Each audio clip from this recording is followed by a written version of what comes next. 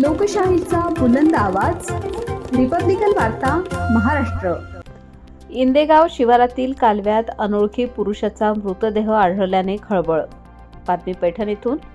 पैठण तालुक्यातील इंदेगाव शिवारात शनिवार दिनांक 13 डिसेंबर दुपारच्या सुमारास कालव्यात एका अनोळखी पुरुषाचा मृतदेह आढळून आल्याने परिसरात खळबळ उडाली। सदर मृत व्यक्तीचे वय अंदाजे 40 वर्षे असून त्याची ओळख अद्याप पटलेली नाही। इंदेगाव येथील पोलीस पाटील शिखा रंगनाथ हुबे यांना दुपारी सुमारे 2 वाजता गावातील निवृत्ती सखाराम पोकळे यांनी फोनद्वारे माहिती दिली की उद्धव द्वारकादास नवथर यांच्या शेताजवळील कालव्यात एक पुरुष मृतदेह पाण्यावर तरंगताना दिसत आहे। माहिती मिळताच पोलीस पाटील हुबे यांनी तात्काळ घटनास्थळी जाऊन खात्री केली व पैठण पोलीस ठाण्याशी संपर्क साधला। काही वेळातच पैठण पोलीस ठाण्याचे अधिकारी व कर्मचारी घटनास्थळी दाखल झाले। स्थानिक नागरिकांच्या मदतीने कालव्यातील पाण्यातून मृतदेह बाहेर काढण्यात आला। त्यानंतर मृतदेह शासकीय दवाखाना पैठण येथे पाठवण्यात आला।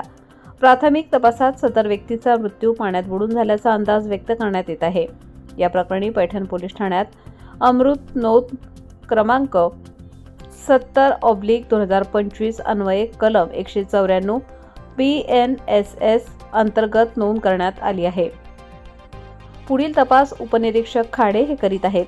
मृत व्यक्तीची ओळख पटवण्यासाठी पोलीस अधिक तपास करीत असून नागरिकांना याबाबत काही माहिती असल्यास पैठण पोलीस ठाण्याशी संपर्क साधावा असे आवाहन करण्यात आले आहे। रिपब्लिकन वार्ता महाराष्ट्र न्यूजसाठी पैठण प्रतिनिधी राहुल गिरे, Chhatrapati Sambhajinagar. Subscribe now and press the bell icon.